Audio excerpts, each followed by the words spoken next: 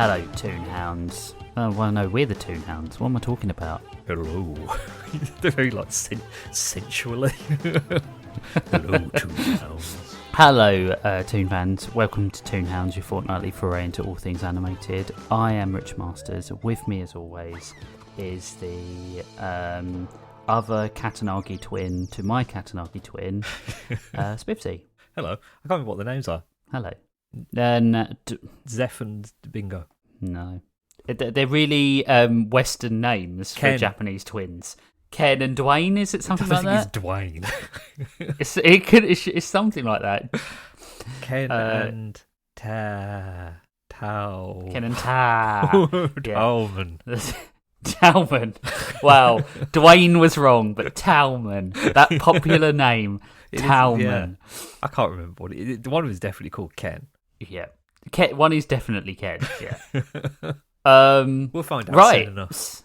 I suppose so. So I'm just going to jump straight in because we've had. Well, I say we. I've had audio issues this morning. Been working great. I've had a great time. You've had to listen to me, so technically you've had the issues as well. Yeah, that's true.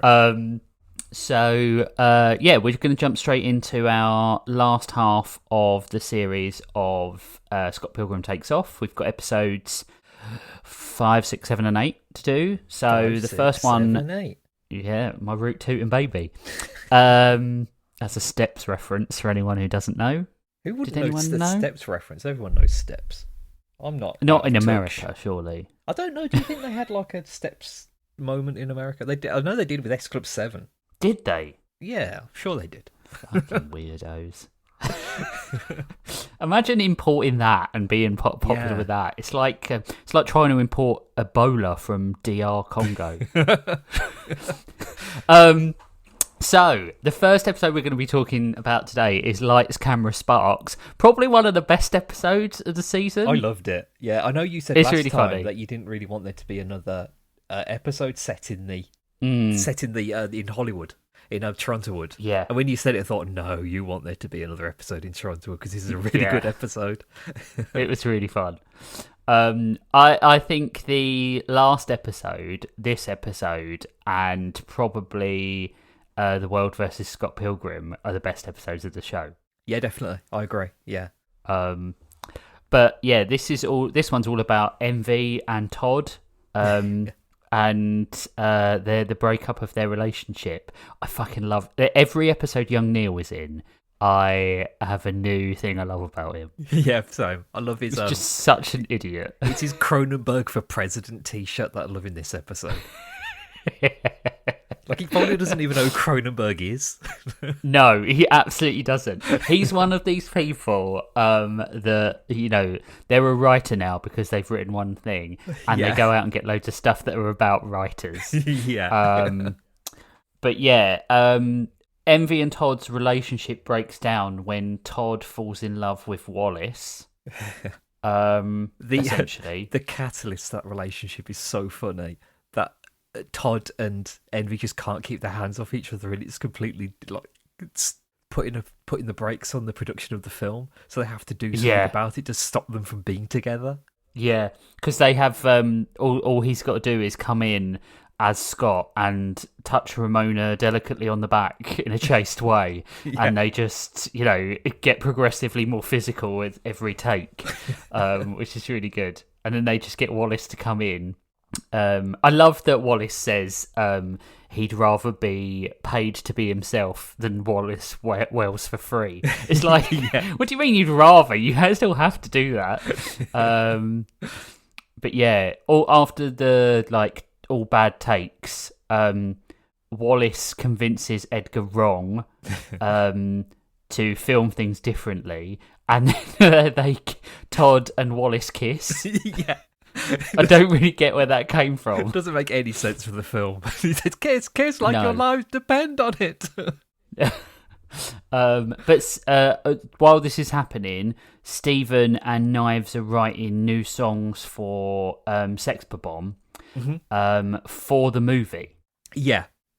Which I don't really get how they're all involved. But I suppose if Young Neil was the writer, he's probably got them in, right? Yeah, probably. I don't know if they're writing it for the movie. I think they're just trying to write it they're just writing songs together. Because I think it's right, okay. I think Stephen is like, his love for the band has been reignited because Knives actually knows how to play instruments. Yeah.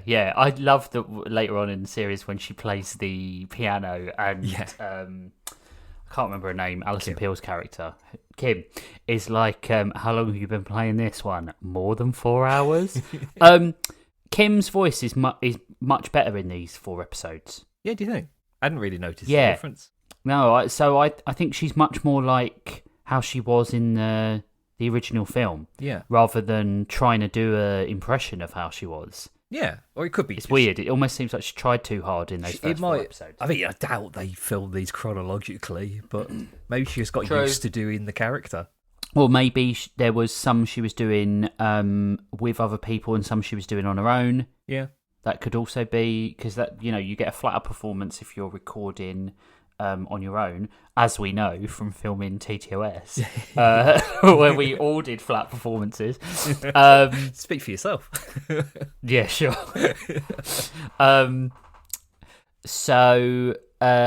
Wallace and Todd have this whirlwind romance. It's really funny.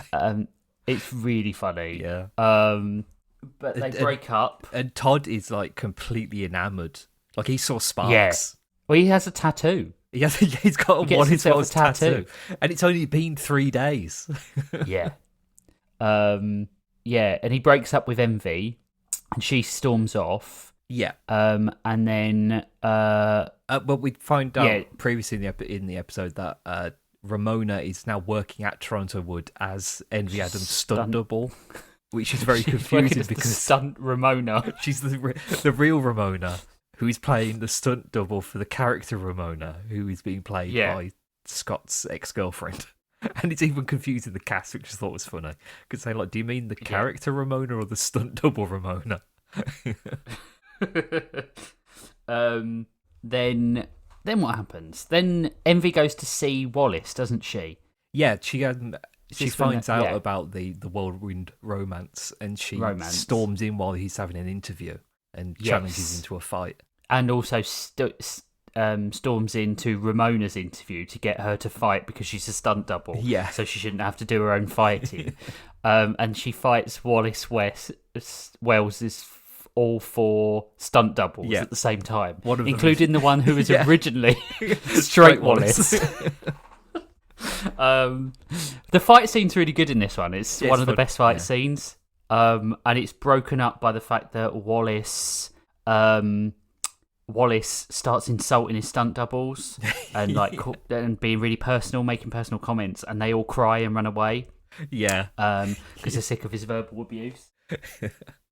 It's a really good fight scene. There's lots of spinning camera angles and stuff. It's one of the more martial arts focused fight scenes that we've had in the series, because the other ones are quite superpower stuff and using vehicular manslaughter in various ways. Or someone bends down and they're charging, so the camera is zooming in and all that sort of stuff. The fight scenes in this are very. I know we compared this to I think we did. We compared this to Invincible last time, and how the fight scenes in Invincible have changed to be really static, whereas these are really dynamic.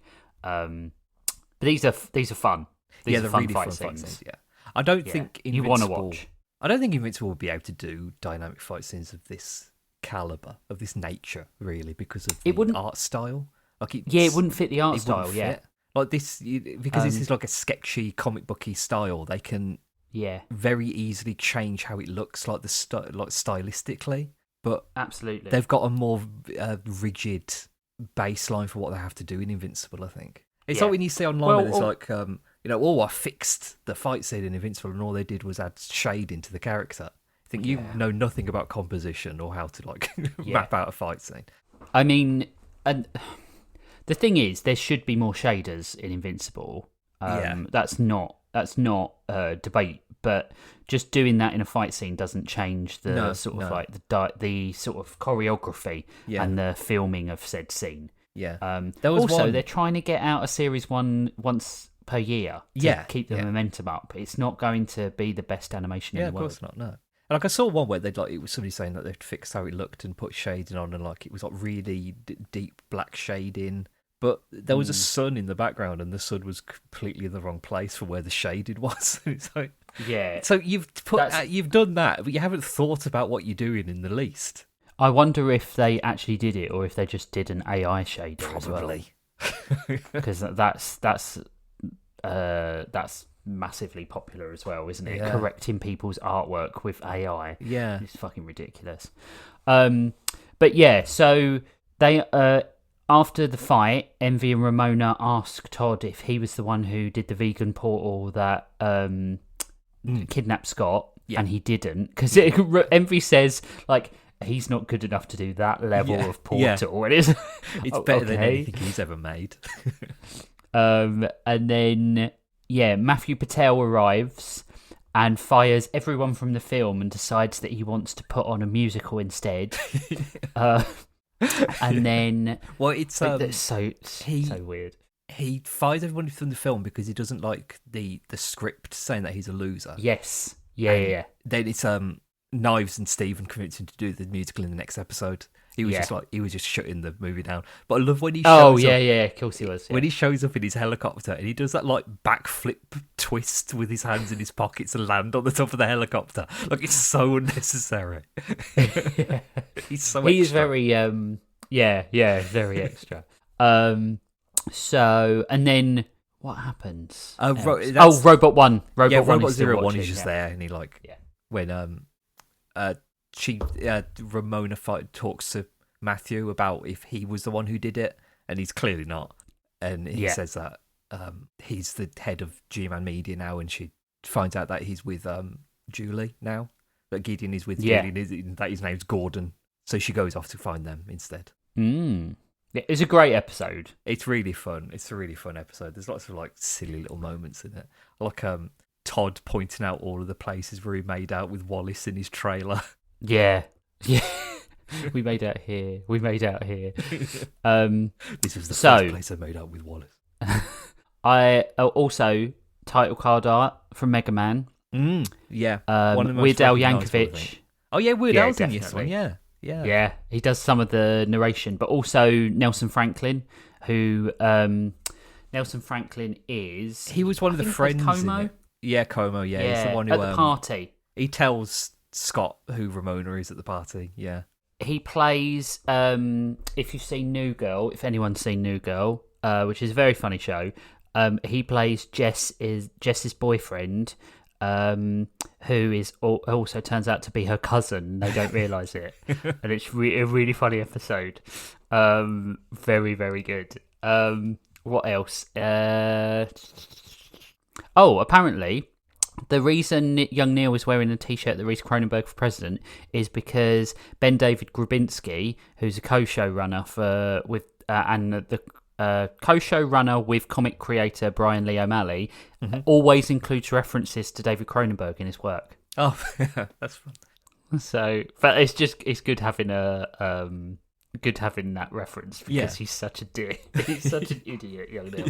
Also, we get the P bar again. Yeah, we do. In this one. We get Black Sheep as well, which I love that scene the flashback scene of them playing Black Sheep at the concert, because she's not singing; she's just holding the microphone out to the crowd. Yeah. Apparently, one of the people in the band is on the drums for Clash at Demon Head. Yeah. There you go. Right. I love this episode. It's a 9. Yeah, I love this one. It's really fun. It's one of my favourite episodes. Yeah. It's the last 3 have just been killer, but one after the other. Yeah. And then we take a slight slowdown with this episode, this next one, Who Did It? I like Who Did It because of the relationship between Gideon and Lucas. That's the best bit of the episode. That's the best bit of the episode. I mean, I think they had to have a lore dump episode for leading into the final. Oh, absolutely. The whole season is a whodunit. Yeah. Because the final 2 episodes are completely batshit insane. Yeah. I love the relationship between Gordon Goose, me too, and Lucas Lee. I love that they're friends. Any scene that Lucas Lee is in is automatically one of my favourite scenes. Yeah, it's great. I love him. I like when in I like this episode where he reveals that his name isn't Lucas, it's Luke. It's like, that's Yeah. not the same thing at all. No, it's not. It's just you. It's just you call yourself Luke for short. I loved the anime opening as well. With Ramona and the Katanagi twins. The character, the character design of the character who's meant to be Ramona, the Ramona pastiche. It's one of the characters from Bubblegum Crisis is what it's based on. Really? Yeah, and in later on in another episode, the song that Scott sings with the Katanagi twins. Yeah. The Kyoshi wa Hurricane, I think it's called. Might be Kyoshi. Right. Okay. That's the theme song for Bubblegum Crisis. Oh, okay. Yeah, so it's a big. Oh, that makes sense. Then. Yeah. There's Pac-Man as the title card this time. Yeah, I didn't get that. I don't know why it was Pac-Man. I wouldn't have done Pac-Man. I don't get for why this it's one. Pac-Man. No, I would have done Metal Gear Solid. Yeah, because there's like, another Metal Gear Solid reference. Buster Brothers or something. Yeah. I would have done a mystery. Yeah, I would have done a mystery. Because Ramona, when she realizes what's happening, gets the Metal Gear Solid exclamation mark and the noise above her head. Which the is two of good. them, because it's the twins. She has two exclamation marks. Yes. Yeah. I loved Gideon and Lucas playing Guitar Hero. I loved when they went to Home Depot and bought a load of stuff and built a fucking skate ramp in Julie's place. It was ridiculous. They the place got more and more fucked up the more things they did as well. They were doing paintballing, Twister. She was only gone for 90 fucking minutes. Yeah. Sledding down the stairs. They baked something. Yeah, it's really good. I don't remember what song was playing during it, but it was a good song that was playing. Yeah, I don't remember either. And then Julie sees Robot 01 and he jumps out the window. Oh, that scene is so funny. Where he really slowly runs to the window and just launches himself out of it. He's got a lampshade on his head. Robot 01 is so funny. Yeah. Best character. Ramona gets new hair as well. Ramona does get new hair. It's light blue with dark blue highlights, like a teal colour. Knives has now learned to play the piano. Bread ain't all that. Bread makes you fat. Good reference to the movie. I don't know if that line's in the comic, but I do know it from the movie. Bread makes you fat. It's in the musical at the end. Yeah. It makes me want to read the comic and watch the film. Yeah, series. same. That's why it's so good. It's like a perfect middle Venn diagram bit. Young Neil reveals that he never wrote the script. He thought he did, but he just forgot. Well, he thought he did, but now he realizes that his sleep paralysis demon writes it, and then they realize that that there's something on the computer on the script that shocks them all. Yeah, it's Kyle Katanagi, not Dwayne. Kyle. Well, it's not Tamor or whatever you called him either. Talman. That famous name. I love the line. I love when Julie has the flashback of how everyone thought Gordon was fearless because he had T-shirts that said "No Fear" on them. Yeah. Do you remember those No Fear T-shirts? I do. Yeah, I had No Fear shoes that I bought from Sports Direct when I was like 14, and I wore them for like a month, and it cut like the inside of my feet up like really badly. So I kind of went off No Fear stuff after that when it physically injured me. They weren't great. I remember No Fear baseball caps as well. Everybody had a No Fear cap. Yeah.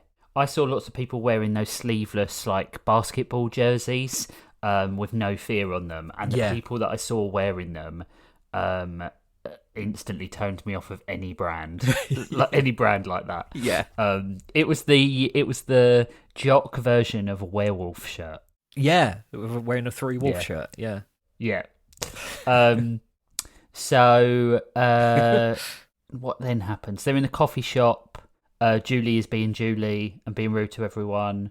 Yeah, this is just where we find out the origin story of Gordon Goose, that because he was fearless, he went up to the most popular girl in school with a 12-page binder on why they should date. And he says, because he has no fear that he's not afraid of rejection. Yeah. which is stupid. Which is really So stupid. But whatever, I guess. Yeah. I think it's funny that there's like they're dating now. For some reason, they just Yeah, are. yeah. Like, Well, they're so similar. yeah. They're so similar, aren't they? So I can see why. But when they go back to Julie's house, and she is concerned and annoyed by the fact that he isn't as evil as he once was, and he's turned into a nerd. Yeah. Like a sensitive nerd. He just stays in watching anime all day. Yeah, yeah. You know, it's not like I feel any kind of connection to Gideon for that or anything. Bivsy goose. But yeah, Ramona tells him basically to treat Julie better than he treated her. Yeah.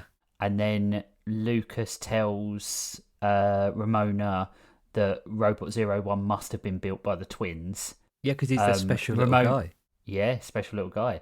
I love the Lucas leaving and Gideon be like, my guy, and then doing the predator handshake. Predator thing. Yeah. But yeah, and then once Lucas leaves, Gideon tells Julie that he has been planning an op to get everything back on from Matthew Patel. Yeah, he goes a bit into his evil mode where his hair starts floating and the background goes red and getting more black. highlight. Yeah. And then when Ramona goes back because she's worked out who's taken quote unquote Scott. Yeah. Sex Bomb are there waiting for, and Young Neil they're waiting, and then you have the who done it, whom done it, conversation, which is so stupid. Who's done it is more irrelevant. But it should be called a who did it. It shouldn't be called a who done it. That doesn't make any sense. No, like who did it is the more grammatically correct version of that question. All right, Young Neil, calm down. It's true though.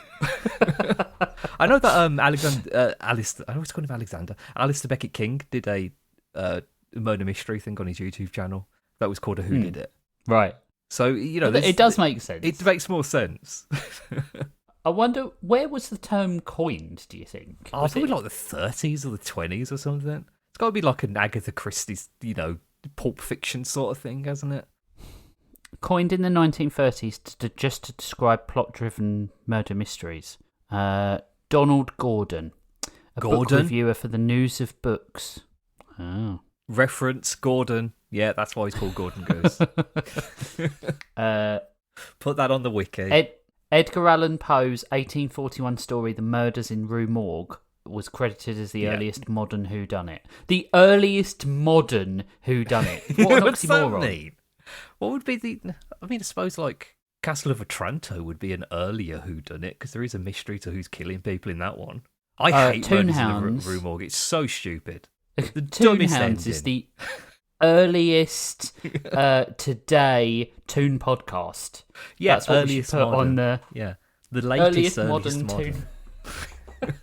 But I hate Rue Morgue. It's so dumb. Yeah, it's awful. That is so stupid. I'm not a big Edgar Allan Poe fan in general. Nah, not really. No. You're just a bit cliched. Well, although it wasn't cliched at the time. It wasn't cliched at the time, obviously. Yeah. Yeah. I think it's interesting, like as a dude, you'd like to read about, but I don't rate his stuff that much. Yeah. I like when he does tetrameter. What is it called? Tetrameter? A cake tetrameter. Yeah, I know the one you mean. Yeah. It's like I know the one you mean. Even though you bastardised that word. You know what I mean. Trachaic. I know the one you mean. Tetrameter. I think trachaic. But it's when my favourite stress and stress syllables, like Midnight Dreary, like that sort of thing. Yeah. I like that kind of thing. Yeah. It's very like bouncy cadence, and I like that in poetry. But his actual stories, I think, this is a bit. I'm not really getting this. It's a bit. My favourite Edgar Allan Poe work is the Simpsons parody. Of the Raven. Edgar Allan Poe. Yeah. Or the Telltale Heart. Yeah, Telltale Heart's done more than one. Yeah. And then my favourite Edgar Allan Poe story is the story of how he vanished on the streets and people think he was killed for some kind of political conspiracy where his death was used to give votes to somebody who he hadn't actually voted for. he died because he owed drug money. Yeah. That was probably He what was on it opium. Yeah. Opiates were ridiculously expensive. He was an opium addict and- who married his 13-year-old cousin. Like, let's not Yeah. romanticize him that much. Yeah. He died because he owed someone money. Yeah. As most writers owed money back in those sorts of days. And probably still today. The latest modern owing method by writers. Yeah. So yeah, it's revealed that the twins built the robot. The robot is the ultimate vegan because it's never had dairy products Yeah. or meat. So it did the portal, and then the Sex Bomb crew reveal that the script was written 14 years in the future because for some reason they didn't change the date on the script. And then Scott's at the door. Scott's at the door. He's alive. Scott is alive. And I'd forgotten what Michael Cera sounded like when he showed up at the door. Yes. Yeah. It Did he surprised do the me voice? slightly. Did he do the voices of older Scott? No, that's Will Forte. Will Forte. Right. Yeah. Yeah. Fort. Yeah. I think it's Fort. Yeah. It is Fort. Yeah. Dude from Last Man on Earth, which is a Yes. brilliant show, and more people should watch it. Cancelled before its time. Definitely. Much like The Tick Mm-hmm. and what's the one with Elijah Wood that's really good? Dirk Gently. Yeah. Cancelled before its time. I was Did gonna you say not like Will- Dirk Gently? I did. I don't like Max Power. What's his name? The guy, the son of the guy who did Werewolf in London. Yeah, I know what you mean. Yeah, I can't remember his name. I can't remember his name either. But him, I don't It's like not him. a good day for names. No, on and Toonhouse. he wrote it, so I liked the show the first time I watched it, but then I found out more about him, and he kind of soured me on it a bit. Where I still think it's a good show, but it's like, you know, In spite. worst person you know makes a good point. It's one of those kinds of things. Yeah. It's slightly sullied. Yeah, same with Chronicle. I half loved this episode. I know like it's- it I know as it's kind of. I like it as like a linking episode between the Yeah. plots to like just get stuff out of the way to explain what's going on. There's funny moments Yeah. in it. We get to see Yeah. Lucas and Gideon hanging out, which is really funny. We get knives on the piano and the bread makes you fat. Bread out all that. Bread makes you fat song. Yeah. There's, get you know, bits you I get like. a half episode of Aubrey Plaza as well, and she hasn't really been used yet. Yeah, yeah. But it's by comparison to the other episodes, this felt like it dragged just a touch Yeah. because there wasn't much going on. Yeah. The Katanagi twins might as well not exist Yeah, they don't really do a lot in the this. world Yeah. of Scott Pilgrim. Yeah, yeah.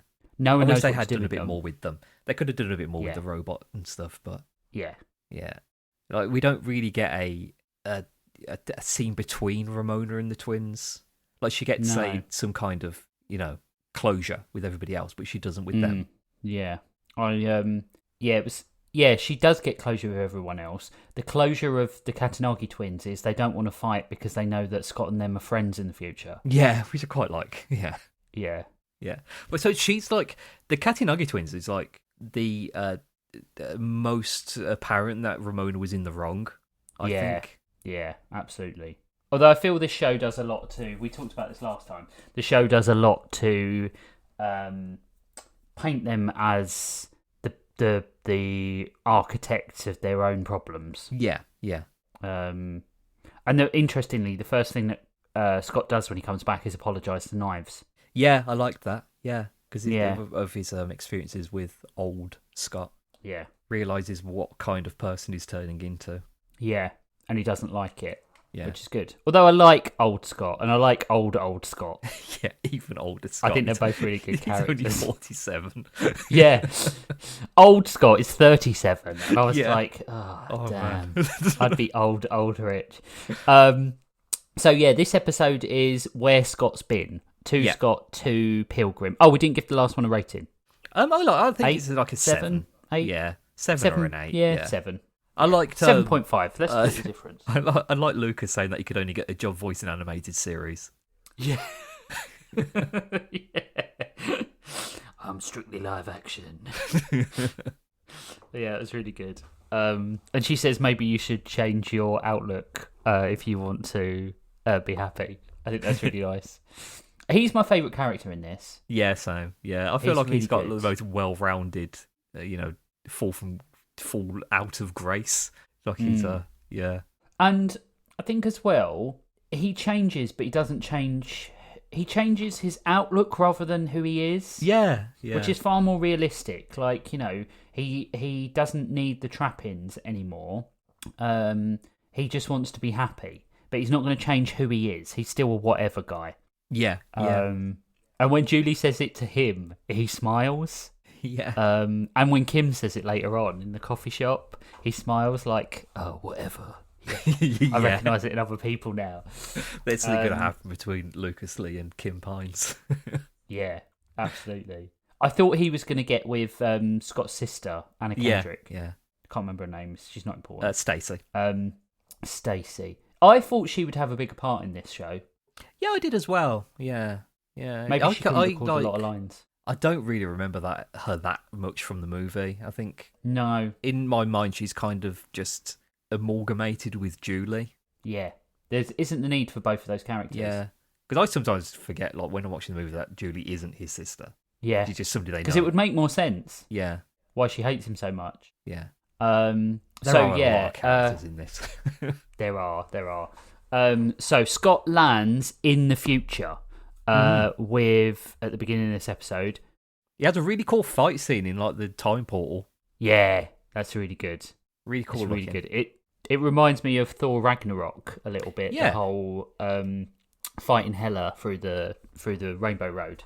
Yeah, it reminds me a bit of a regular show as well, where they in space and finds out that Rigby forged Mordecai's college application form, so he wouldn't get to go to college. And he like pushes him out of the portal and he like kills him. There should be more things with like tube-based transport and fight scenes. Have we done regular show? We have, yeah. We did the final when we did finals. Oh, we did the last 2 or 3 episodes. It's back now. I think the lost tapes. There's new regular show stuff. I haven't seen any of it yet. That's interesting. Yeah, so we could do that. I always associate regular show with Gumby because they were always like paired together on Cartoon Network. Gumby. So yeah, and is it Gumby? World of Gumby. Gumball. World of Gumby. World of Gumball. That's Gumball. it. Gumby is the cartoon strip, isn't it? The plasticine bubblegum. Yeah. Yeah, Gumby. Yeah, he's like. Is he And chewing in gum? his horse. I think he's just like made out of plasticine, isn't he? Like... He's American Morph. Yeah, American Morph. Yeah. Oh, we should watch Morph. I love Morph. Morph and Gumby. Morph and Gumby. Let's do that. Perfect match. The Amazing World of Gumball. That's Gumball. what I associate with. I've never seen it. I'i've never watched Gumball. It's really good. Yeah, it's really I've heard funny. It's good, but I've just never watched it. I've never watched OKKO as well, and people say that's really good.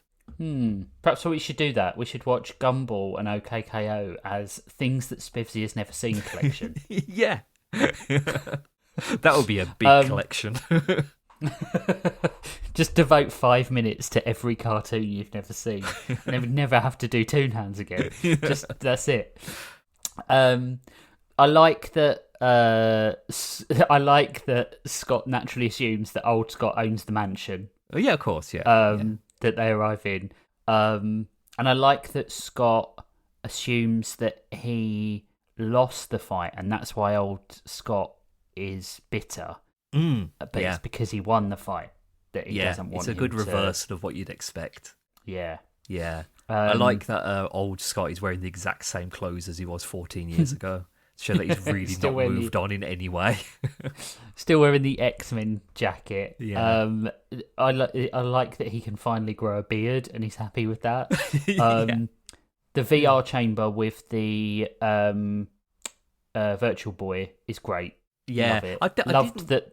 I got why they had to call it the Virtual Guy because of Virtual Boy. But was it still too close? And that's why they had to put the 2 U's in. So it's the Virtual Guy. I don't know. Maybe they were just trying to be funny. Maybe. I loved that the safe that to get into there was a Game Boy as well, and you had to put in code. Yeah, you had to put in the Hadouken, isn't it? That you have to put in. Yeah. It was forward, down, forward, punch. Yeah. Yeah, it's the quarter circle that you have to put in and then punches it. Yeah. Yeah. And I like that all the memories are in the Virtual Boy Red. And then he's clearly prepared it as an album Yeah. for Ramona, and then animated his own stuff to add on the end of it. Yeah. And it's inferior, and he takes offence that The Scott called it inferior. Yeah, that's really funny. I think it's funny that when this came out, the Virtual Boy was like proper nostalgia. Like, Yeah. it wasn't a well-known thing in 2023. I would say it's like well-known enough, but not to the extent that everyone would understand the references to the Virtual Boy. And since then, they have released a new version of the Virtual Boy and put all of the games up on the on the Switch 2, on the Weird. Nintendo Switch Online. Why would you re-release that console? So now it doesn't feel as old of a reference as it once did. It feels No. quite contemporary. Yeah, it's weird. Yeah. So Scott is squatting in the basement of future Wallace Wells's mansion, where his husband works at Nintendo, gets all the games for free, but he doesn't really. And future Scott is basically just crashing there until he can figure stuff out with Ramona. Yeah. But you feel that they're not going to. But he also and then says that he they got revealed- divorced, but they weren't actually divorced, they just separated. So he's already Yeah. gone to like the worst case scenario Darkest of what's place, going yeah. on. Yeah, and we Like, he see has that basically pattern given up. continue in the finale. Yeah. We see that he's in a band with the twins called Pop and Twinbee, which That's I funny. really love. Yeah. Yeah. On the official soundtrack album of Scott Pilgrim Takes Off, where it's like mostly Anna Managuchi songs, it has the song that they sing in this as Pop and Twinbee, and it's credited on the album as by Pop and Twinbee, which I really like. I love when they do stuff like Yeah. that. Didn't they do the same with the movie soundtrack where they put Yeah. Black Yeah, they're Sheep all, was by Clash at Demon Head? Yeah. Yep. That's really And they have Crashing the Boys is credited by Yeah. Crashing the Boys as well, yeah. which is quite funny on the album because it's literally just like a 8-second song where they play one note. I do like that he's friends with Katanagi twins and Yeah, he's formed yeah. his own band. It's interesting that Scott still can't take responsibility for things, and he says, "You told me, Wallace, to go back in time," and he was like, it was just hyperbole. It was like, I was like, it's too bad you haven't got a time machine. Not go and build a time machine. Yeah. It's like, I want this on my desk yesterday. Yeah, exactly. But he won't send regular Scott back until he promises not to pursue the relationship with Ramona. Yeah. Despite the fact that, they're just on a break and he could go and talk to her if he wanted to. Or yeah. he could find a way to help Scott fix it. Yeah, it's the same problem with that he had with Knives, is that he doesn't want Yeah. to take the first step into actually fixing a problem. Yeah, and he doesn't communicate well. Yeah. He's just decided there's a problem and that's it. Like, the problem will just lie there forever. Yeah, yeah. And old Scott does exactly the same thing when he has a 10-year break from Ramona but doesn't actually go and talk to her in that 10 Yeah. years Yeah. because he can't make the first move. Yeah. I I love the how the future looks as well. Where it's kind it's of really like cool. it's kind of run down, but there's still futuristic technology. Like, you see people on hoverboards and stuff, and there's like Yeah. a hover tram. So, I love that he says the future is far more futuristic than we thought it would be. yeah. such a pointless comment. And Ramona's still a future delivery person. She looks she like knew she's in about Death the- Stranding. She's got like the Yeah, backpack. yeah. Yeah. It's definitely a reference, definitely. But she is so committed to her and Scott's relationship, obsessively so, that she decided to plant the script with young Neil so that she could ensure that things played out how they did, because she still sees a potential for them. Yeah. Which yeah. is nice. She wants to try to fix things. Well, she wants to try to let young Scott know what is meant to have happened, like, to try to, like, change his outlook on life. I like that the screenplay that she wrote was based on a book that old young Neil wrote, and it's by old young Neil. It's really funny. It's called Scott and Ramona and Me, my precious big life as Scott Pilgrim's best pal. Scott doesn't even flinch at that either. Like, No. I would be like, "Were you my best friend?" But yeah, Ramona brings him back Using her DeLorean roller skates. using her DeLorean roller skates that get to 88 miles an hour. And the first thing that Scott does when he comes back is break up with Knives, which already shows he has grown a little bit. Yeah. And says that, he apologizes for cheating on her with Ramona, says that he should have broken up with her sooner and that it's his fault, and that a 23-year-old dating a 17-year-old is frowned upon by society. Yeah.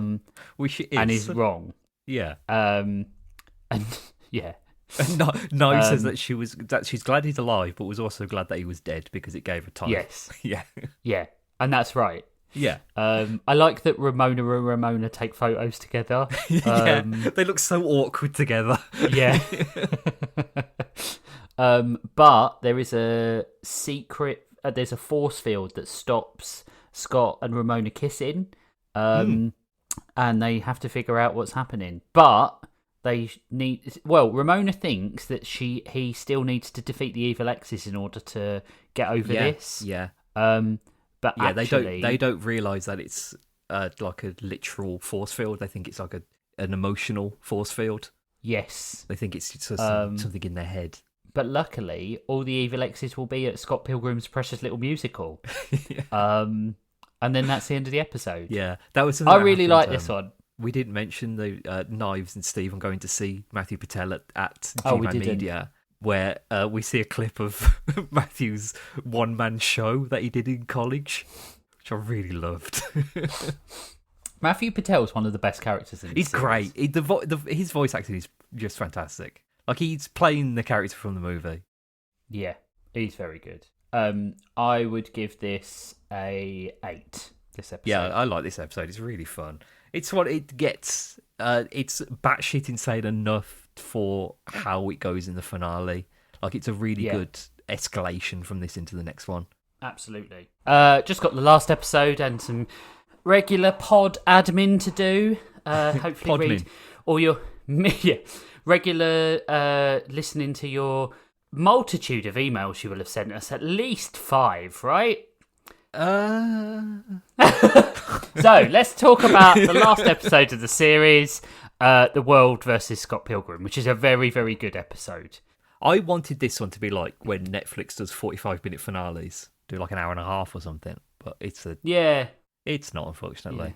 This deserved to be a bit longer, but yeah, not for any reason of like pacing or anything. I just wanted more of it. Yeah. Yeah, it was a good episode, Yeah. and the fight is great. Yeah, I think brilliant. what I Oh, would man. have, Yeah. what I would have preferred to see is I wanted to see all the evil X's help in the Yeah, fight. they do kind of. Yeah. But they don't do for a lot, do they? They don't do a lot. No. Yeah, I love that at the start of the episode, Scott's in the bag, in Ramona's bag. Yeah. She sneaks him in. And you got Todd with the butter, and more butter into popcorn. Yeah. And then they put a stick of butter on the top of it at the end. Yeah. So much butter. I hate butter on popcorn. I think it's gross. Yeah. I think it's Really gross disgusting. too. I don't like sweet. So I like the only time I like sweet popcorn is when it's mixed in with salty. Yeah. But even then, I think I'd rather have salty. I'd rather have salt. Yeah. Yeah. Like, clog my arteries if you're going to give me popcorn. Like, make it worth it. Evan likes smoked paprika on his popcorn, which is very middle class. That's very middle class. Yeah. Toffee popcorn but sucks. I'm gonna toffee popcorn is the worst. It's terrible. Yeah, it's awful, and it's always the only one that's available in the shops. Yeah, popcorn's good because it's a healthy snack. Yeah, as long as you don't eat like a bucket of it. Yeah, don't eat like 10 kilograms of it or anything. Why make it so sugary for kids? Because kids like regular popcorn. Yeah, of course they do. Yeah, I mean, plain popcorn is just garbage. Yeah. It's not worth anything. Yeah. You got to do something. It just taste of paper. Yeah, taste of air. Yeah. Why doesn't it taste of corn? Like, what's going on there? I have no idea. Write in if you know why. Why doesn't popcorn taste like corn? Taste of corn. They must do something to corn to make it. They've got to. Yeah. Is it the oils? I don't know. Anyway, back to the episode. This is important. We've got to find the answers to these questions. Scott bursts out of the bag and punches the popcorn bucket out of Todd's arm, which I thought was and really... he looks so sad. He's really sad. But he refuses to fight him. Yeah, because he's not a vegan anymore. Because he's not interested in Ramona. He's not a vegan, and because he's in love with Wallace Wells. Yeah. And then we just get like because it's Wallace like a insists parade. the sparks don't exist. Yeah. That's what. Yeah, he says that there's no sparks, no such thing as sparks. Yeah. Yeah. And then he chases after him. We get basically just like a parade of the evil exes coming in to go to the musical. Scott trying to fight them and them saying no, we don't want to fight. Yeah, they all just refuse. Yeah, they don't want to know anything about it because they're not involved in their lives anymore. Yeah, that's the thing. The musical is happening in the background of just shots of everyone, and it just sounds the shittest thing. It sounds really bad, yeah. But he wins like 30 Tony Awards or something at the end. Yeah, it's ridiculous. But while it reminded this is happening, me of Springtime for Hitler. Yeah, exactly what they're going for. Yeah. Everyone thinks it's good apart from Scott. And I think that is a really good indication that he's changed because he doesn't find any gratification in the beating of the exes. And if you can, it's almost like he's stepping outside himself and realizing that he's not a good person. Yeah, which is kind of the realization he comes to in the last volume of the graphic novel as well. Yeah, where you find out the truth behind everything that happened between him and Kim. That maybe he wasn't always in the right. He's not the hero of the game. No. It's really interesting that this pairs so well with the movie, and gives it context that this is almost like the sequel to the movie. Yeah. It's really interesting how they've done it. Like, you probably could watch this without having the context of the film, like if you've never seen Scott Pilgrim. But would you get all the references though? I think you'd be able to figure it out because they do kind of explain all the stuff that happens. Like they do just straight up explain that Lucas gets killed by skateboarding twice in the show. Like they go far enough to say what's going on, and that just the concept that Scott beat them all in fights. I don't know if you need like full, explanation of how he did it to each one. No, probably not. But I think I agree that you could. Yeah. But I also think why would you? Yeah, because both of them are so. If you know it. Yeah, they're enhanced by the others because the lingering taste of the film is that Scott and Knives is a better partner for Scott, although it's inappropriate, obviously. Yeah. But Ramona and Scott are not good people. Yeah. And they deserve each other both for the right reasons and the wrong reasons. Yeah. And that's not a nice place to end on, really. You hope that they would be better, but they will probably enable each other. Yeah. If this was real life, but actually the cartoon series just goes to show that you can change, and that's not a quite nice thing. Yeah. They don't go too much into the detail of Scott being a shitbag in the film. Yeah. I'd say it's a very modern reinterpretation of stuff that happened in the 2000s. Like, very God of War in that aspect. Taking something that was previously incredibly popular and everyone thought that was the way it was always going to be, and then flipping it on its head and making something far better. Yeah. Well, and also something that's deeper. Yeah. And this is coming from someone who absolutely adores the Scott Pilgrim film. I think it's great. Yeah. I think it's just it's definitely one of the best things Edgar Wright made. Yep. Maybe only second to Hot Fuzz, really. And I do think that if he made it again today, the ending would be different, and you would have some of this element in it. You'd have some of this, like, my God, we were terrible, and we should apologise, and we should make things right before we get together. And they do that, and then that enables them to be together, and it's good. You root for them. Yeah, exactly. Yeah, in this series. Gideon's about to blow up the stage with Matthew Patel on it, but they get kidnapped to go into the far, far future, which is just 10 years after. Yeah, and he looks so old. He looks like a Kuma. Yeah, it's really funny. he basically spent the last 10 years on a break with Ramona, not talking to her, waiting for her to come to him, training for the time that he'd have to defeat them all, because he thought they would all work together to, thwart his plan and put them together. And no one cares about Scott and Ramona getting together. No, nobody cares at all. Yeah, they were even chanting, telling them to kiss at the musical, which I thought was really funny that they're all sitting together. And even Envy was there. She's not fine with it as well. Like, they've all moved on. Yeah. Old Scott is the only person who hasn't. Yeah. And he says that he was living like a freaking monk as well. So he thinks that, he's got some... It was virtuous what he was doing as well. Like, he was still the hero. Yeah. It's... And he explains that he was the one who put the anti-kiss field up by charging their drinks with nanobots. Yeah. To create an anti-kiss field.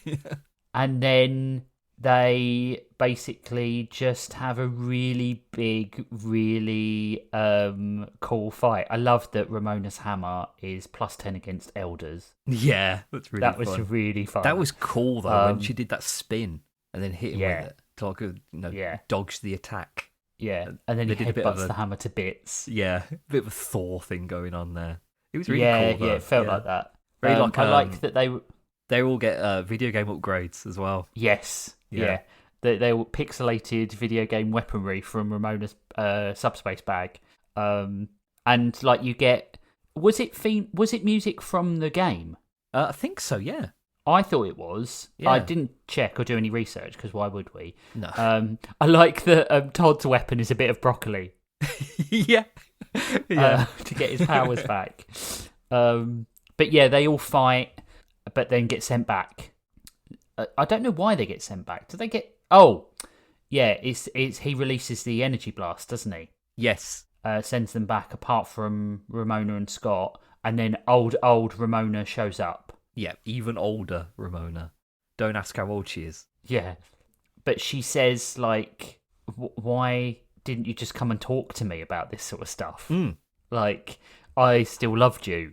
But he's and then ruined she now. realizes, he's ruined now. Yeah, yeah, he lost his chance. Yeah, 10 years. Why wouldn't he have lost his chance? Yeah. And then I like that. There's a little line that he says about his memories changing after he sent young Scott back, to imply that it is the same timeline. Scott. Yeah, yeah, which is good, because if Scott's still not grown enough.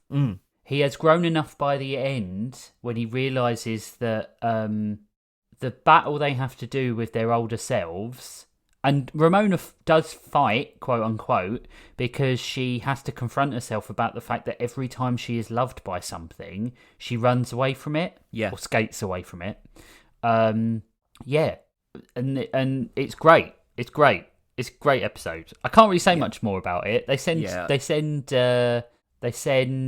old Scott back. They break the barrier because Ramona is the one that's effectively stopping the barrier from causing the barrier effectively by running away from things. Then they kiss in the theater.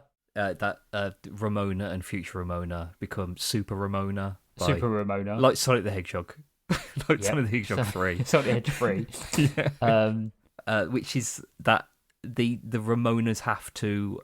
Something that they are the same person. Like, her future is her past. Like, she can't change what she's done. She has to have acceptances of the person that she is and the person that she's going to become. Which is, it's a bit, I would say, like a loosey-goosey kind of thematic ending. I can see what they were trying to go for, but I don't know if during the entire course of this series that is entirely relevant to everything that's happening to the characters. I don't know. No. I think it would have been better as a sort of like, you can forgive yourself now. Yeah. Because it's clear that whatever happened to Ramona to make her react this way to affection and love is obviously quite deep-seated, right? Yeah. It's probably something to do with her parents or something like that.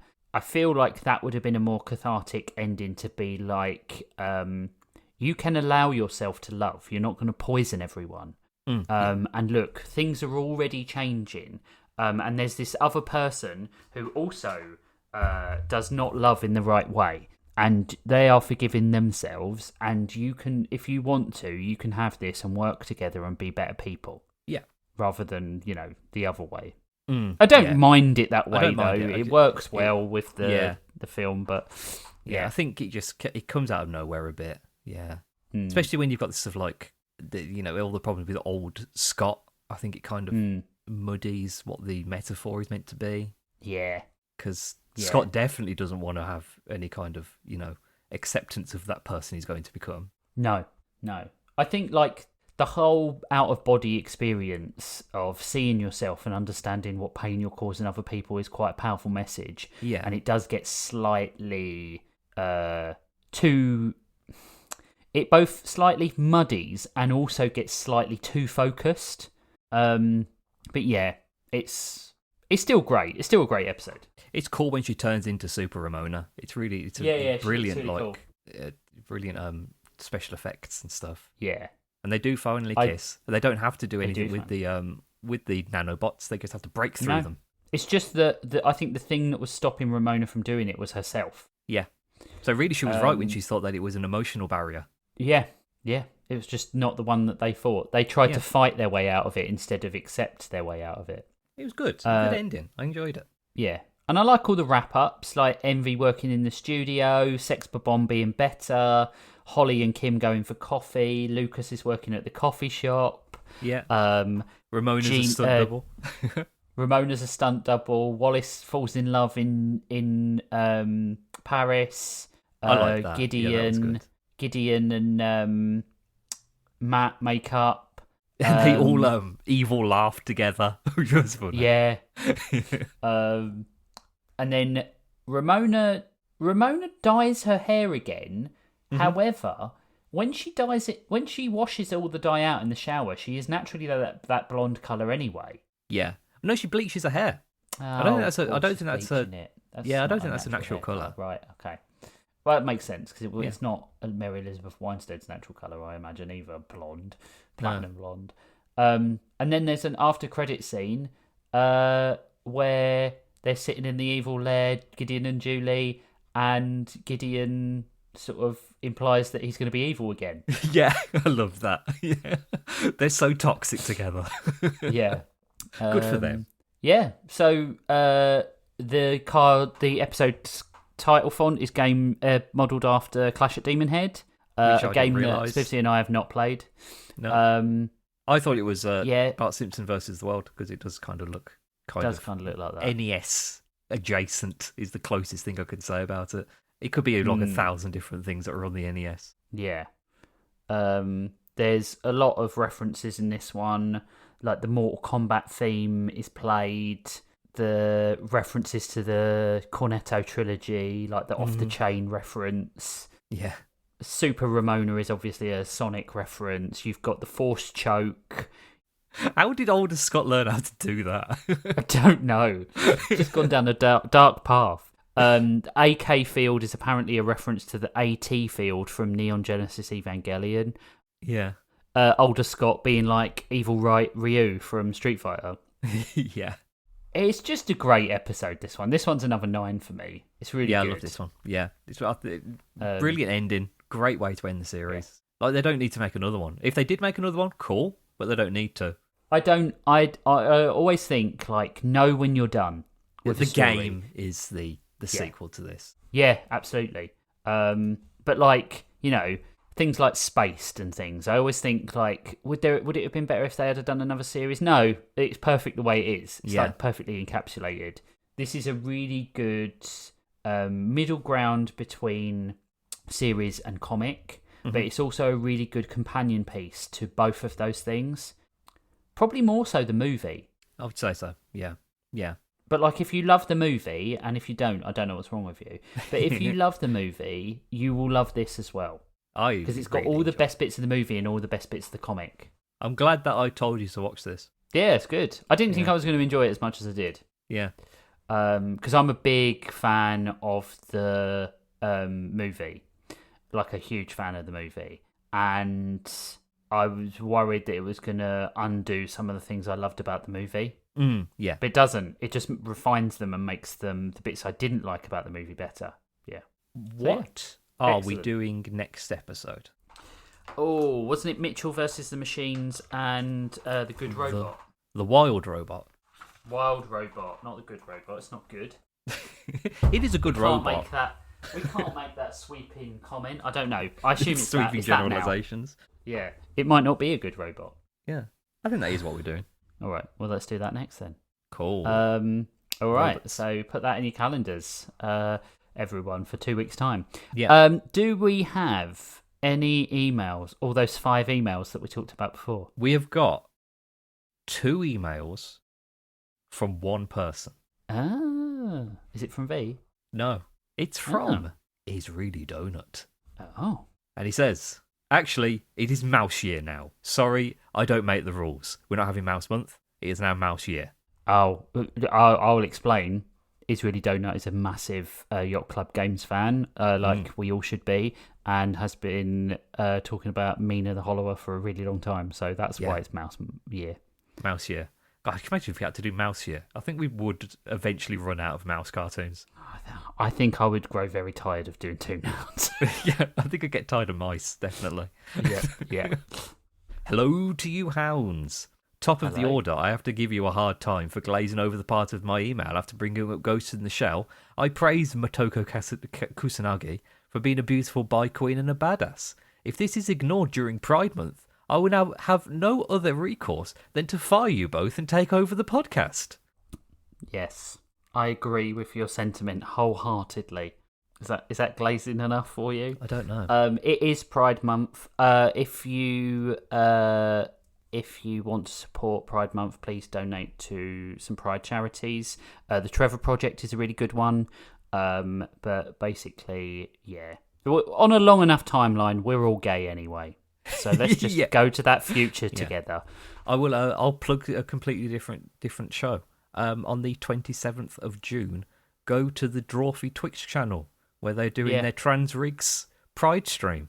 Where for 8 hours or something, they're going to be driving in American Truck Simulator without any kind of navigational systems. They're going to be doing it via road signs in the game.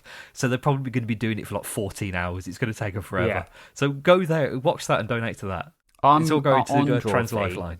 That's an amazing cause. I think you should all go and watch that. Drawfee is a very funny show. I'm very, very sad about Karina leaving. I am as well. Yeah, I'm glad that they wasn't under negative circumstances. Yeah, I'm really glad too, because Karina's one of my favourite internet personalities. Yes. And I'm glad that Karina is taking the time to, take a break and do all those things that they want to do. And I mean, I really like Karina's art as well. So it'll be nice seeing them work on different things that aren't Drawfee as well. But I'm very, very sad that they're leaving the show. I am as well. Yeah, it was a bummer. I'm hoping that Karina will come back at some point. Yeah, it would be nice. Yeah. Email. Secondly, I have to report the wait for Mina the Hollower was worth it. 100%ed my first run in the first week it was out, and it was absolutely brilliant. God, I haven't. I've beaten 3, I think, out of the 4 or 5 things you have to do. I'm bad at it. I'm bad at Mina the Hollower. I'm just really crap at the game. Sometimes there are just games that you just can't get along with. Yeah. I've bought it, but I haven't played it yet because I'm in the middle of a Midnight Suns playthrough, which I'm really enjoying. Yeah, I'm playing Final Fantasy 16 as of yesterday. Oh, is that the one with Clive? Yeah, with Clive. I can't believe that really bugged me that his name is Clive. There was this huge epic opening with giants and demons and phoenixes fighting each other, and there's all explosions, and a dude got hit by a boulder and crushed like a grape, and then you find out his name's Clive, and I thought, for God's sake, Clive. Clive and Josh. Clive and Josh. I really liked elements of Final Fantasy 16, but I feel like they stripped all the content out and put it into the Final Fantasy 7 remake. Yeah, absolutely. Yeah, but I'm fine. And I don't really like the story. I don't. Yeah, that's what I was going to say. you can kind of tell they put everything into the story rather than everything else. Because at the very beginning of the game, they basically say, look, if you don't want to play this the way it's the vanilla playthrough, have all of these items which just play the game for you so you can just watch the story, which I'm fine with. I like that kind of thing. I just want to get through it in like, 60 hours to have a good story, move on to something else. So yeah. I can't remember how long I played it for. It's fun so far though. I really like the story. Like the cutscenes are fantastic. There's a lot of them, but they're really, really good. The war at the start, where I can't remember what they're called. They're not Eidolons, they're not Aeons. They're the Iron Bloods, and Storn is the place, I think. Yeah, but they have like a person who embodies the god. I can't remember what they're called. Yeah, there's the Phoenix, but I can't remember what the other one's called. Shiva. Yeah. It's good, Shiva and Titan fight, don't they, on the battlefield? Yeah. And it's like you take your armies into battle while you're waiting for the kaijus to load up. Yeah. And then like even the winning army, half of them get wiped out because the summons are like fighting above them and just crushing them and stuff. It is cool though. I like it. I'm enjoying it. Really good cutscenes. And it's got I immediately recognise him as Lucas Gray from Hitman 2 is the king, and he's got a great voice for this kind of thing. The guy who I don't want to reveal it actually. Is Sid in it yet? No. I haven't got that far into it. I'm just about to have a fight with some goblins. It's near the start of the game where Clive is 15. Okay. Yeah. Right. Okay. When Sid comes into it, Sid's got great voice. Yeah, I like Sid. Yeah, there's so many Sids. I mean, that's hardly a spoiler as well. It's not a spoiler. It's a Final Fantasy. Sid is going to be in it. Yeah. Yeah. Also, there might be some familiar villains. There might be a Marlboro. Yeah, it's good. I enjoyed it. I enjoyed it very much. Yeah, but yeah, Mina's great. Mina is great. It can definitely be daunting in the early game for folks that aren't ready for it. But once you start finding items, boning up the game's terminology, not mine. I think it's called boning up because you read a book. And that's what you do when you bone up on something. You read a book. Yeah. The mechanics start to click and the ball doesn't stop rolling. Hope you're all enjoying it as much as I am if you've gotten it. I honestly can't get enough people chatting with me about the game or Shovel Knight, so feel free to reach out. Shovel Knight's one of my favourite games ever. That ability to instantly transform my mind back to a place where I was playing like DuckTales and Chip and Dale and Mega Man. Like, there's not many games that can do that. And I have that sort of like sense of child wonder, and Shovel Knight did that for me instantly. And I was just like, I'm going to have so much fun playing this game. Yeah. I think I've bought it like 5 times. I've bought it 3 times, I think. Yeah. I've got it on Switch, PC, and PlayStation. I've got it on Switch, PlayStation, and download. Yeah. Yeah. I love it, though. The only thing I've never been able to do is the speed run. Finish the game in 90 minutes. Oh, yeah. I can't do that. No, but I even like 100, I think. I can't do 90. I even like the add-ons, the King Knight they're cool. Yeah. Stuff. Is that what it's called? King Knight and Plague Knight? Plague Knight, Spectre Knight. Yeah. There's King Spectre Cards, Knight, that's it. Plague of Shadows, and Spectre of Torment. Yeah, they were all Spectre's good. my favourite one. Yeah, it's got, like, you have to get... That's a weird dynamic that you have to get used to. Like, running up walls and stuff like that. And, the way you move... It's very Ninja Gaiden. Yeah. I do like Plague Knight's sort of like bomb-blasting movement. Yeah. They're great games. They're great. Brilliant games. They're great. I could have had all of the knights. Like, I would have liked a Polar Knight and a Mole Knight and a Flame Knight. I can't remember what their fucking names are. Heat Knight, is it? I can't remember. I don't remember. No. But yeah, I could have had games with those in it as well. Oh, definitely, yeah. Just do like 9 different games. I'd be well into that. I didn't like Shovel Knight Dig so much. I never played it. No, I haven't played any of the spin-offs. Nitchrome did one, great. didn't they? Yeah, I can't remember what that was. Are they doing a new one, like Super Shovel Knight or something? I don't know. Maybe that is that just going to be Shovel Knight with everything included? Oh, I don't know. I'd probably still buy that. Yeah, probably. Yeah. Anyways, back to cartoons. I realise I'm the opposite of you two in that I haven't really seen any of the films he's worked on, besides a few of the Disney films he's worked on. Who are you talking about? Yeah, who's he? Who's he? I guess growing up, even if I didn't know it was him necessarily, I remember a lot of these cartoons as not Disney animated features that they'd show on TV sometimes. Bluth. Oh, Don Bluth. It's about Don Bluth. Yep. Yeah. Yep. Okay. I was really confused. I was thinking, who are you talking about? Bluth Hounds. Bluth Hounds. I should definitely watch Secret of NIMH sometime. Yeah, you should. Yeah. Secret of NIMH's fucking awesome. Great. I don't think I've ever even heard of Once Upon a Forest, but I have to agree with that conversation you had in the episode. Chlorine is no fucking joke. We used to have a pool years ago, and like a dumb teenager, I was not nearly as cautious as I should have been opening the container of chlorine tablets and didn't point it away from my face. After accidentally getting a good whiff, I was absolutely knocked through a loop and needed to sit in the shade for a bit to get some clean air in me and recollect myself. Shit, you shouldn't be chlorine poisoning yourself to clean your pool. Isn't that insane, though, that we still use chlorine tablets to clean pools? Have we not found a better way? It's I don't think that we do stuff enough about like not mixing things like vinegar and bleach and stuff like that in an enclosed. You can muscle glass yourself. Yeah, they tell people to do that on like TikTok, on cleaning channels and things. Yeah, it's insane. Or not like opening the window before you spray cleaners and stuff like that. This should be things that they teach kids at school. Yeah, it'd be so easy for someone to accidentally do this. Putting bleach down the toilet, not opening a window, so you can just gas yourself in your home. Yeah, it's crazy. This is like the kind of thing where in like 50 years, the way that we talk about people putting lead paint in stuff or like putting in makeup. That how would they think that was a good idea? Or like pewter plates and things like that. Yeah. Or asbestos, or like eating prion-infected beef. That sort of thing. Crazy. That's all I've got this time. Back to going through the New Game Plus content of Mina. Oh, there's New Game Plus as well. And also, you liar. That's not all you've got because you sent another email. The second email is called, Oops, guess I didn't send my last email soon enough. Double email time. Hey there, Hounds. Apologies for sending out my last email too late. Don't apologise for that. I don't care. No, that's fine. That's fine. We only joke about not having any emails. Yeah, because it's funny to act like you guys work for us in some way. I think it's funny.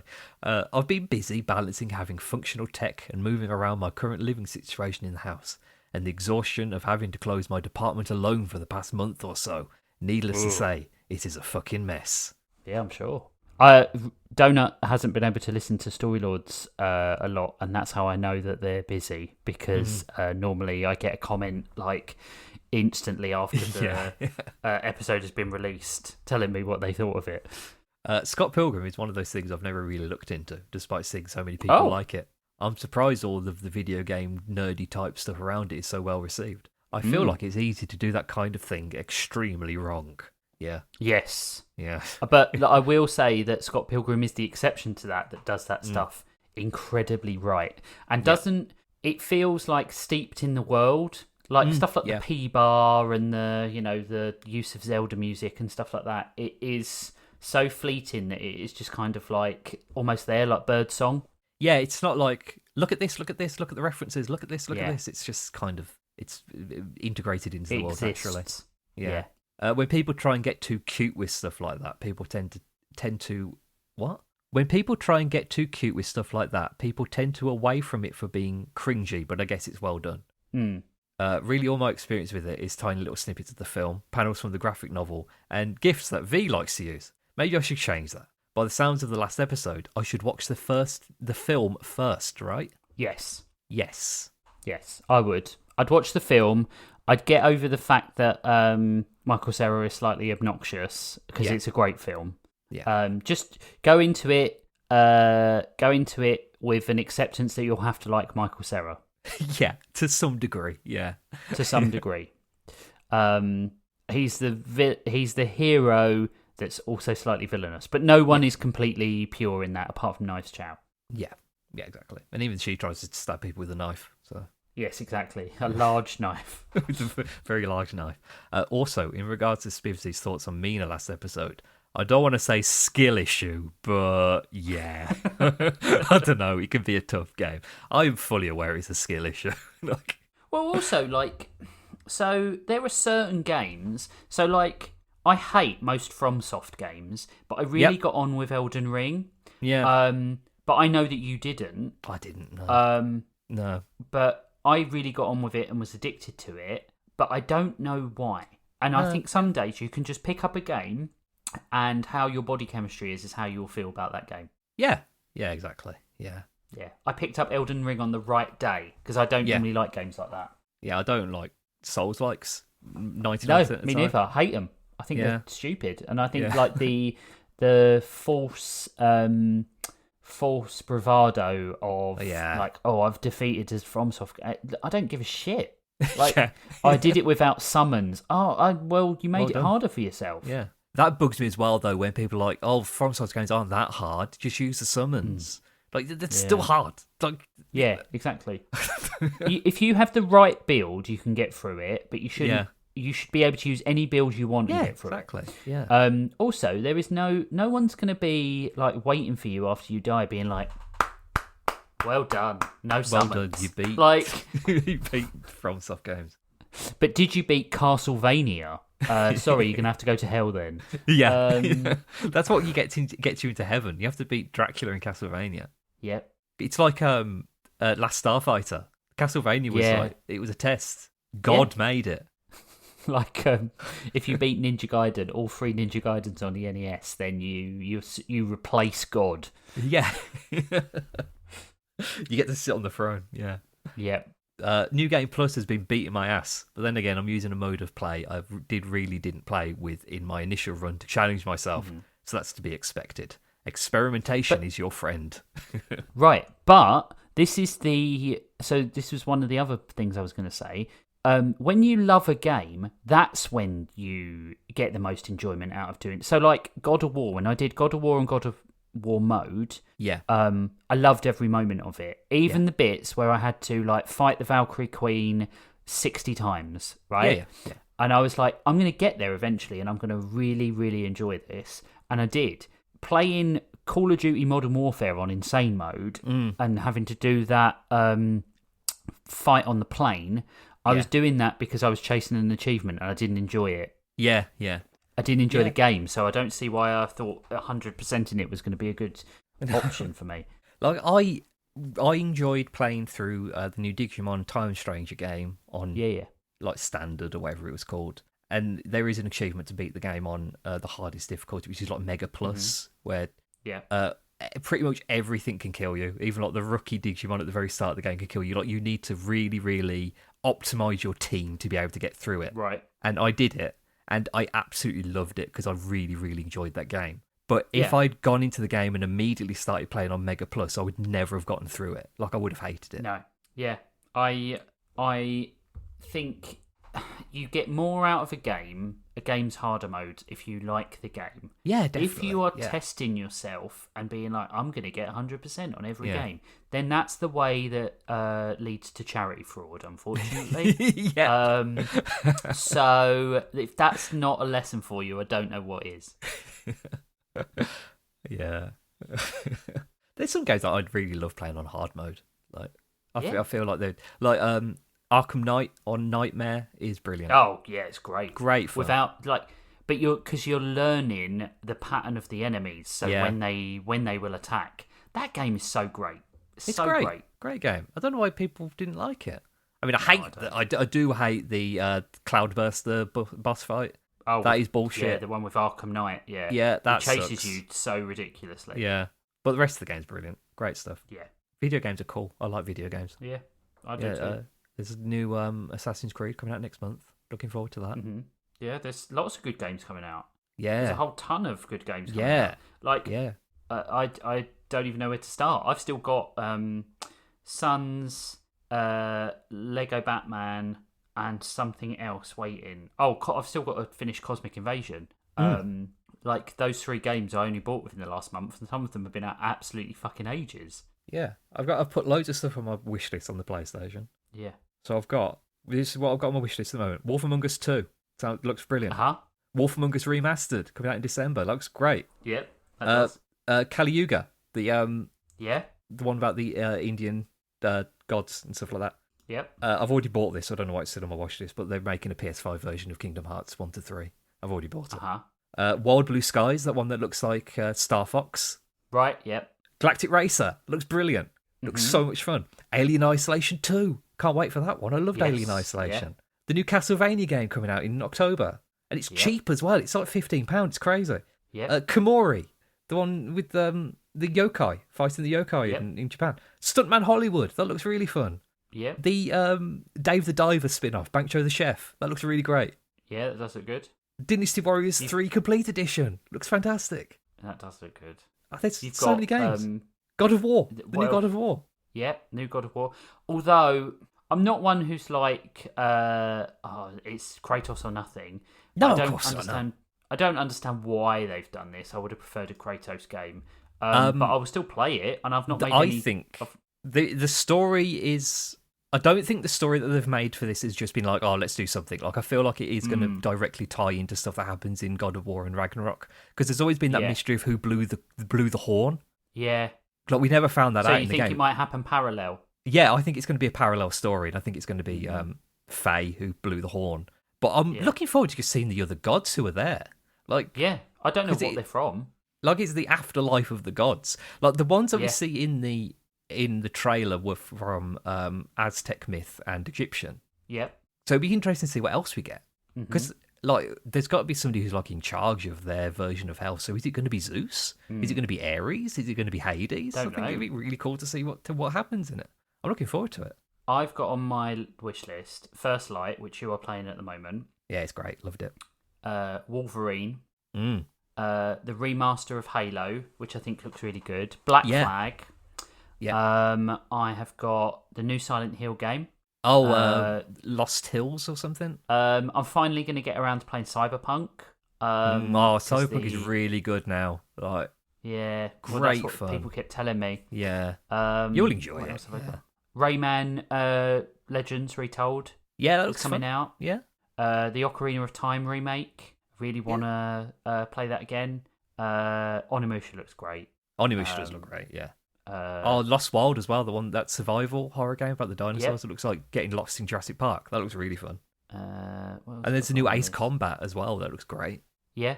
I didn't play enough Ace Combat 7, but what I did play, I really enjoyed. Well, I wish I'd played more of it. It is good. And then I've still got, sitting in cellophane downstairs, Expedition 33 that I haven't played. Oh, it's good. It is good. So, yeah, there you go. It's like 600 hours worth of games without anything else coming out. And so most of it, not Microsoft, which I'm quite glad about, because they keep closing down studios. Yeah, they're closing down Team Ninja now, aren't they? Crazy. Like, what the hell are they doing? Like, Fable is going to come out and they're going to close down Playground Games like the day after. Yeah. They should just be a company that makes games now. Yeah. I don't know why they have released Halo and the original Gears on PS5 and are not going to release E-Day on PS5. What the fuck are they talking about? Why do that? Yeah. I hope they fail miserably. Yeah, I hope they fail miserably because they're just like gutting studios. Like, they're saying that the Project Helix is going to get revealed next year for Summer Games Fest, like the new console. But they've got no reason to be making consoles now. But they've already started doing handheld stuff with the ROG Ally thing. Yep. So I don't know what they could do with a new console. Like, nobody's going to buy it. Like, they haven't had exclusives in like 15 years. So what's the point? I mean, they've let the Gears of War franchise and the Halo franchise basically rot, and they were the two bigger things that they had going for them. No one has benefited from buying an Xbox. No, the latest generation of Xbox, because nothing's come out. No, I got mine pretty early on. My Series X. You got yours really cheap as well. I think that's I got it cheap difference. as well, and I got it with 2 years of Game Pass. Yeah, that does make a difference. Yeah, but now, like, what's the point in you having it? You know? Yeah, it's a Blu-ray player. That's basically what I use it for now. Yeah, it's a shame. And occasionally, if they add something on to Game Pass, where I think, I'll try that for a month. I'll get a month of Game Pass and play it. But there hasn't been anything like that for a while. No, it's a shame, man. Yeah, a weird way of running a company, I think. Yeah, close down all your studios. Yeah. Oh, there's also the new Spyro the Dragon game that's coming out. That looks good. Oh yeah, I did see that. Yeah.